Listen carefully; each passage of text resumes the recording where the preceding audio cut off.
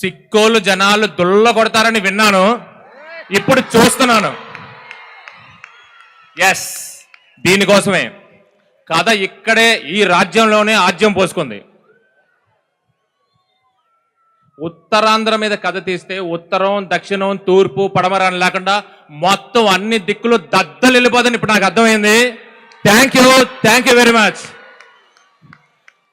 మా అసలైన ఆడియన్స్ అదిగో అక్కడున్నారు, వెనక నుంచి మొదలవుతారు, వాళ్ళు మా ఆడియన్స్. థ్యాంక్ యూ అండి, thank you very much. Lady super star, power star మా పల్లవి మేడం. ఓకే చైతు గారు, థ్యాంక్ యూ వెరీ మచ్. నన్ను నమ్మి పల్లవి గారు ఒప్పుకుంటేనే అయిపోయిందండి సగం సినిమా. అదేంటండి 50 రోజుల సినిమా పల్లవి గారు ఒప్పుకోవాలి, ఆ తర్వాత మిగతా 50 రోజులు మేము ఏం చేస్తాము, మీ అందరూ ఏం చేస్తాం, మేము ఏం రాస్తాం, ఏం తీస్తాం దాన్ని బట్టి. ఇదే టాక్ బయట.